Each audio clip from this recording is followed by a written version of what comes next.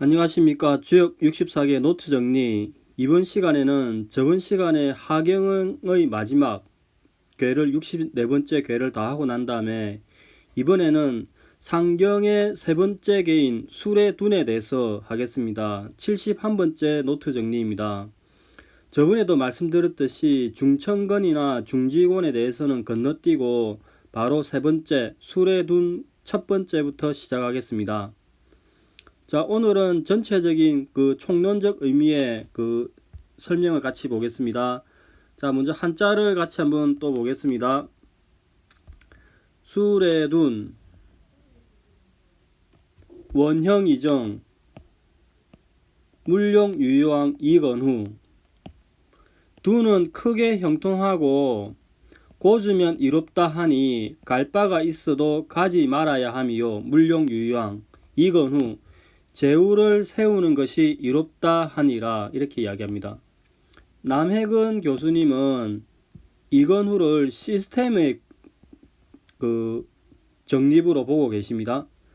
일반적으로 두는 이제 중천건, 중지곤 다음에 이제 만물이 새롭게 만들어지는 그런 뜻이라서 새롭게 생명이 싹이 이제 막 지면을 뚫고 나오는 모습이라고 이야기합니다. 그래서 이제 땅을 뚫고 나오니까 어렵다는 뜻이 있다고 합니다.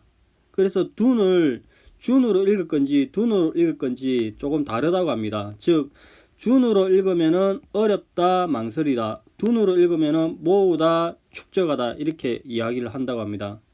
일단 저희는 이제 수레둔으로 읽겠습니다. 이렇게 사물이 처음 생겨나니 어렵다. 그리고 싹이 처음 나올 때 어려움을 말한다고 이야기합니다. 상계에는 수고, 하계에는 뢰입니다.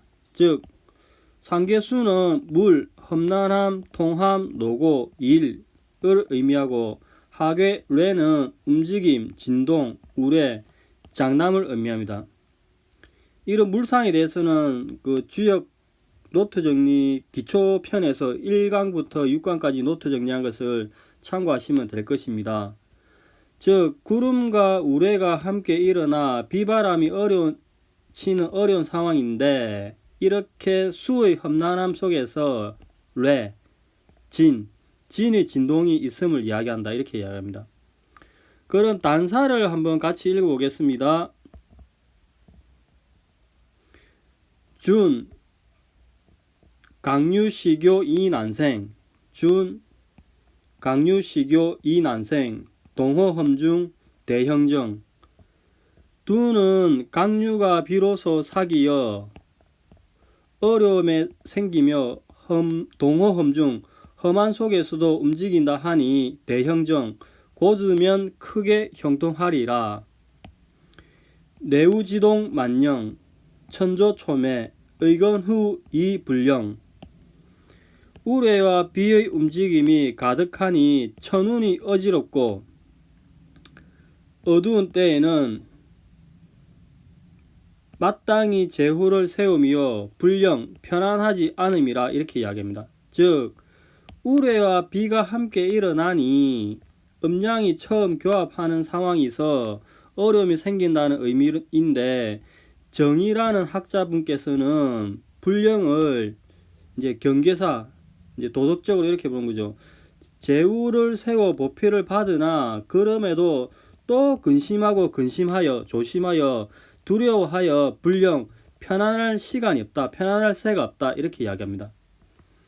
자, 대상전은 수레둔을 울레준 군자 이경륜, 경륜은 이렇게 그 직물 천의 그 가로와 세로 줄이라고 이야기합니다.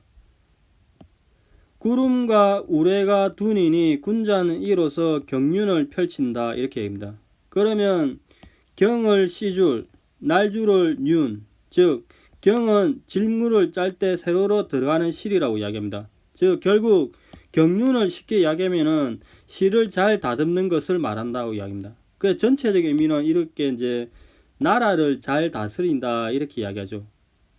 그래서 이 도덕적 의미는 아직 비가 되지 않은 구름의 상황이니까 이게 준이다. 그래서 천하 일을 경륜한다 이렇게 이야기합니다. 자, 여기까지가 다산의 기존의 설명이고 이제 다산의 그 설명을 한번 보겠습니다. 자, 먼저 글자를 한번 읽어보겠습니다. 원형 이정, 물용 유유왕 이건후. 두는 크게 형통하고 일을 맡아 처리함이 이롭다. 갈 데가 있어도 가지 말 것이며 제후를 세움이 이로울 것이다. 이렇게 원형 이정이라는 단어가 정면으로 나왔죠. 이제 저번에도 이야기했듯이 이 원형 이정 하나만으로 주역을 관통하는 논리가 있고 이것을 설명할 수 있다고 하는데 저는 아직까지 거기까지 설명할 수 있는 실력은 되지 못합니다. 자, 이제 물사항을 한번 보겠습니다. 이게 수레둔께인데 수레둔 본계는 지택임이라는 모계와 풍지간이란 또 다른 모계로부터 이렇게 추이하여 왔습니다. 자, 개별 물상을 한번 보겠습니다. 자, 이렇게 그 본계 수레둔께는 수레둔께의 또 다른 모계, 본계의 모계인 지택임에서 왔는데 지택임에서는 이제 전체로 보면은 대진이죠. 대진. 크게 이렇게 보면은 이렇게 진의 형상이죠. 그래서 진의 풀에서 새싹이 나왔다고 이야기하는데 이렇게 3효가 이렇게 터지긴 터졌는데 아직 곤의 땅 밑에 있다 이렇게 이야기하죠.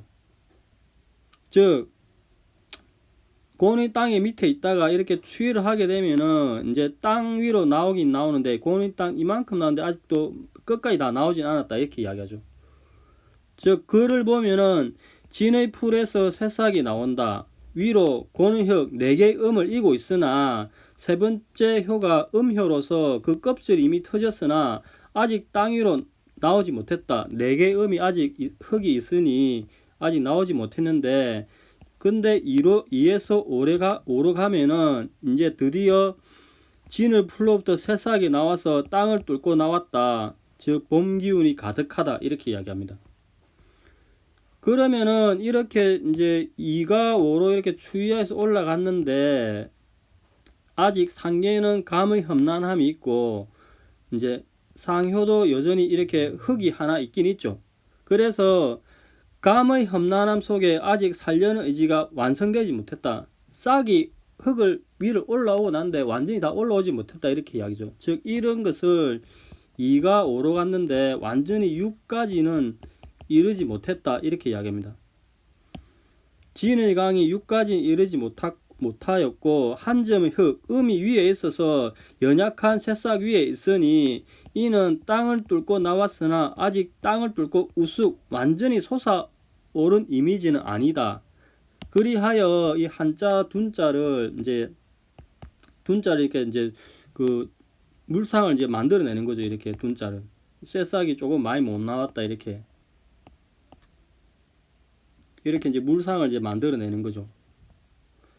자, 형통하다의 의미에 대해서 보겠습니다. 자, 본계가 여기 있으면은 이 본계는 본계의 모계인 지택임에서 왔죠. 그래서 대진에서 전체로 보면은 대진의 형상인데 이렇게 추이를 하게 되면은 2와 5가 음과 양으로서 응하고 그 다음에 전체가 대리로서 기뻐하고 그 다음에 이제 이를 기뻐하니까 이제 만나고 이를 주관함이 위롭고 형통하다고 이야기합니다. 그 다음에 갈 데가 있어도 가지마라는 이야기는 이렇게 본계가 있고 이 본계는 지택임에서 왔죠. 지택임 2가 5로 이렇게 상승을 한다 하더라도 감의 험난함과 간의 미혹이 여전히 있는 거죠.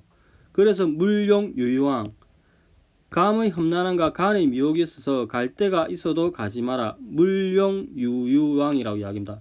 그 다음 이건우 행사 제후를 세움이 이롭다고 한 것은 이렇게 수레둔 본계가 있고 수레둔 본계는 지택임이라는 본계의 모계가 있고 또 풍지간이라는 또 다른 본계의 모계가 있는데 이렇게 풍지간에서 이렇게 추이를 하고 내려왔을 때 손의 명령은 있으나 곤의 땅에는 아직 그 백성만 있지 진제후 군주는 없죠. 근데 추위를 하게 되니까 술의 둔께에서 이렇게 진이 나타나게 되는 거죠. 즉 관께에서는 손의 명령은 있으나 곤의 땅에 군주가 없다. 추위 6에서 1로 내려오니 하계에 술에 둔 하계에 진이 이렇게 자리를 잡으니 이건우 행사 이렇게 이야기합니다. 그 다음에 의건이 불령은 이거 보면은 이제 풍지 술에 둔 본계가 이렇게 있으면은 이 본계는 지택임해라는 본계의 모계, 또 풍지간이라는 또 다른 본계의 모계, 모계로부터 추위가 있는데, 그러면은 술에 둔 계상에 보면은 이 전체가 기본적으로 감의 어두움과 진의 풀이 있는 거죠. 그래서 어둡고 풀이 있는데 이제 거칠고 황량하다고 이야기합니다. 근데 이제 이렇게 모계로부터 이렇게 풍지간 오니 풍지간의 상계는 손이죠. 손은 장인, 그러니까 물건을 만드는 그런 의미의 장인. 공방할 때 공. 즉 천조의 관에서 한데 이 관의 뜻에 손이 있는데 그 손은 공방, 공, 장인의 뜻이 있는데 그걸 이제 천조, 무엇을 만든다 그런 의미가 있죠. 즉 천조의 뜻이 되고 하늘의 명이 되니 천조의 뜻이 되고 하늘의 명이 되니 하늘의 조화로서 만든다. 동시에 처음이라 어지럽고 혼란한 상이 있는 거죠. 그래서 결국에는 풍지간에서 추위를 하여서 술에둔이 되면은 술에둔에 진의 제후가 세워지고 결국 감의 노구가 있으니 마땅히 제후를 세우고 편안히 있을 겨를이 없다 이렇게 이야기하죠. 자, 여기에 이제 여기가 가지고 그 대상전을 한번 보겠습니다. 한번 글을 읽어 보겠습니다. 술에둔 군자이 경륜. 구름과 우레가 함께 있는 상이 둔개의 상을 형성한다. 군자는 이 괴상을 살핌으로써 경륜을 펼친다. 이렇게 이야기합니다.